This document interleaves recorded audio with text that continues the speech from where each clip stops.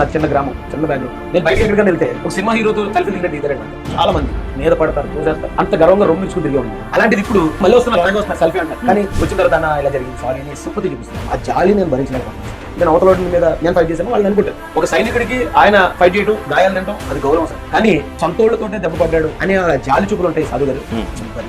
నేను జైలు నుంచి వచ్చిన తర్వాత కూడా వచ్చిన 1 hour లో నేను మళ్ళీ వీడియో పెట్టాను. జగన్మోహన్ రెడ్డి గారు నా పోరాటం ఆగదు. అలాంటిది ఇప్పుడు మాత్రం దాదాపు 1.5 month కనీసం నేను మాట్లాడటానికి కూడా మనసు నేను మాట్లాడలేదు, మొగపోయాను. ఆల్మోస్ట్ నా గొంతు పోసినట్టు నేను భావించాను. చాలా మంది నువ్వు ఎవరినైతే నమ్మో వాళ్ళని నేను దెబ్బతారా. నాకు ఏదైనా వైసీపీ వాళ్ళు కూడా కొంతమంది సెల్ఫీ గురించి జాలి అవును నేను అటాక్ చేశాను. నేను ఎందుకు అటాక్ చేసాను, అంత దారుణంగా అంత పెద్ద స్థాయిలో ఎందుకు అటాక్ చేశాను. నువ్వు పార్టీ చేశాడు, ఆ పార్టీ ద్వారా నువ్వు మా మీదకి వస్తున్నావు కాబట్టి నిన్ను ప్రొటెక్ట్ చేసుకోవాలి. నిన్ను ప్రొటెక్ట్ చేయకుండా నేను గాలికి చేశాను, నేను హాలాలను గురి చేశాను ఈ రోజు అని చెప్పి వాళ్ళు మాట్లాడే మాటలకి ఇప్పుడు కూడా బాగా అనిపిస్తుంది. అయితే ఒక సైనికుడికి భరించలేని విషయం ఇది. నాకు సానుభూతి వద్దండి. నేను దెబ్బన పడతాను, చంపితే చచ్చిపోతాను తప్ప పోరాడు ఎదురుగా గుర్తించాలి తప్ప మోసపోయినాడు, సొంతోళ్ళతోటే నిలివేయబడ్డాడు, ఇలాంటి మాటలు భరించడం మాత్రం నా వల్ల అవ్వట్లేదు సార్.